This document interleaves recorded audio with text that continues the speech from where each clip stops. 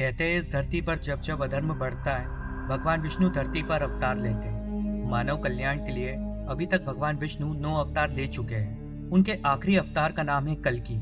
जब अधर्म अपने चरम पे होगा और इस दुनिया में ऐसा एक भी इंसान नहीं होगा जो भगवान का नाम लेता है, तब जन्म होगा कलि पुरुष का, जिसे मारने के लिए भगवान विष्णु कल्कि अवतार लेंगे। कहते हैं कि महाभारत काल में दुर्योधन भी कल्कि पुरुष का ही अंश अवतार था। एक छोटे से अंश अवतार होने के बाद भी उसने इतनी बड़ी महाभारत करा दी, जिसे मारने के लिए भगवान कृष्ण को स्वयं युद्ध में आना पड़ा। इससे आप अंदाजा लगा सकते हैं कि कलि पुरुष जो कलयुग में आने वाला है वह कितना ताकतवर होगा। भगवान यह पहले से जानते थे कि कलि को अकेले हराया नहीं जा सकता। जैसे रामायण में प्रभु श्री राम के साथ लक्ष्मण थे, महाभारत में कृष्ण के साथ बलराम, उसी तरह भगवान ने भी कई युगों पहले से ही तैयारी कर ली थी।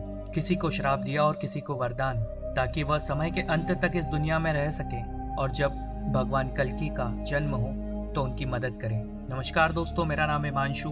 आप देख रहे धर्म रहस्य। अश्वत्थामा, गुरु द्रोणाचार्य के पुत्र अश्वत्थामा आज भी अपनी मुक्ति के लिए इस धरती लोक पर भटक रहे हैं। महाभारत के युद्ध में अश्वत्थामा ने कौरवों की तरफ से युद्ध किया था। जब अश्वत्थामा को पता चला कि उनके पिता की मृत्यु धोखे से की गई है, तो आवेश में आकर उन्होंने ब्रह्मास्त्र का आह्वान किया और अभिमन्यु की पत्नी उत्तरा की गर्भ में चला दिया। जिसके बाद भगवान कृष्ण ने ब्रह्मास्त्र चलाने के कारण अश्वत्थामा को कलयुग के अंत तक भटकने का श्राप दिया। कहा जाता है कि मध्य प्रदेश में खंडवा जिले के असीलगढ़ के किले में मौजूद प्राचीन शिव मंदिर में अश्वत्थामा हर दिन भगवान शिव की पूजा करने आते हैं। अश्वत्थामा भी भगवान कल्कि के ही प्रतीक्षा कर रहे हैं ताकि उन्हें उनके श्राप से मुक्ति मिल सके। कहा जाता है कि अश्वत्थामा भगवान शिव के एकलौते ऐसे अवतार है जिनकी पूजा नहीं की जाती। राजा विभीषण प्रभु श्री राम के अनन्य भक्त थे। जब लंकापति रावण ने माता सीता का हरण किया, विभीषण ने अपने भाई रावण को काफी समझाया कि वह भगवान राम से शत्रुता ना करे, जिसके बाद रावण ने उन्हें अपनी लंका से निकाल दिया। तब विभीषण भगवान श्री राम की सेवा में चले गए और रावण के अधर्म का अंत करने के लिए भगवान श्री राम का साथ दिया। यही कारण से भगवान श्री राम ने विभीषण से प्रसन्न होकर उन्हें चिरंजीव होने का वरदान दिया। विभीषण के जीवित होने का प्रमाण रामायण काल के बाद महाभारत में भी दिखता है। जब युधिष्ठिर राशि यज्ञ कर रहे थे, उस समय सहदेव और विभीषण की मुलाकात हुई थी।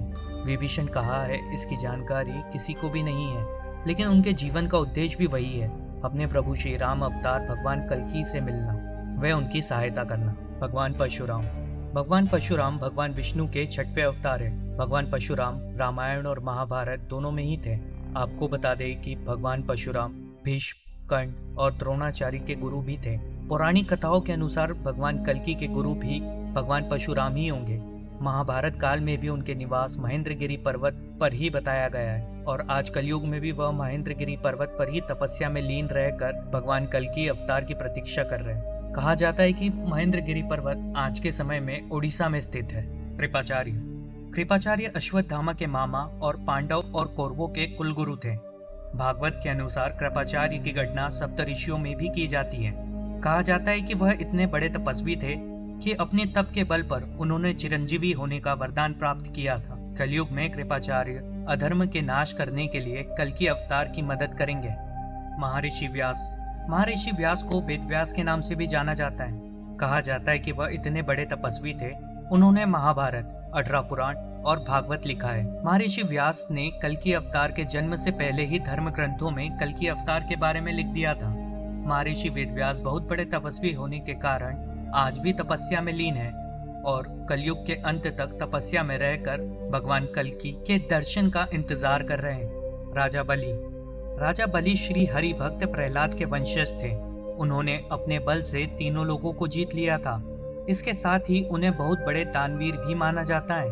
पौराणिक कथा की माने तो भगवान विष्णु ने राजा बलि के घमंड को तोड़ने के लिए वामन अवतार लिया था। एक बार श्री हरि राजा बलि के यज्ञ में शामिल हुए। यज्ञ के बाद सभी ब्राह्मण राजा बलि से कुछ न कुछ दान मांग रहे थे। उसी समय भगवान विष्णु के वामन अवतार ने राजा बलि से 3 पग भूमि मांगी। राजा ने 3 पग भूमि देने से हाँ कर दिया। वामन देवता ने अपना विराट रूप धारण कर लिया। एक पग में देवलोक और दूसरे में पृथ्वी और पाताल को नाप दिया। इसके बाद उन्होंने कहा कि तीसरा पग कहाँ रखूं? राजा बलि ने अपने सर वामन अवतार के आगे कर दिया। वामन अवतार ने तीसरा पग राजा बलि के ऊपर रखकर उनसे खुश होकर उन्हें पाताल लोक भेज दिया और उन्हें सूतल लोक में बसा दिया, जहां वह आज भी अपनी मुक्ति के लिए भगवान कल्कि का इंतजार कर रहे हैं। भगवान हनुमान जी को माता सीता ने चिरंजीवी होने का वरदान दिया था और भगवान श्री राम ने हनुमान जी को कलयुग के अंत तक धर्म और राम कथा के प्रचार करने के आज्ञा दी थी। हनुमान जी के जीवित होने के प्रमाण आज भी कई जगह पर मिलते हैं। महाभारत के वन पर्व अध्याय 151 के अनुसार एक बार भीम द्रौपदी के लिए पुष्प लेने गंधमादक पर्वत पर जा रहे थे, तभी उनकी मुलाकात हनुमान जी से हुई थी। कहा जाता है कि हर 41 साल में हनुमान जी श्रीलंका के मातंग कबीले में ब्रह्म ज्ञान देने आते हैं। कलयुग के अंत में जब पाप की सीमा बढ़ जाएगी तब भगवान कल्कि इस पृथ्वी लोक पर अवतरित होंगे। तब भगवान हनुमान एक बार फिर कल्कि अवतार के रूप में श्री राम जी के दर्शन करेंगे और तब श्री राम द्वारा दिए गए उन वचनों का कार्यकाल भी समाप्त हो जाएगा। आशा करता हूँ कि ये वीडियो आपको अच्छा लगा होगा और अगर आप ऐसे ही वीडियो देखना चाहते हैं तो प्लीज इस चैनल को लाइक, सब्सक्राइब और शेयर जरूर कीजिएगा। वीडियो देखने के लिए धन्यवाद। जय श्री राम।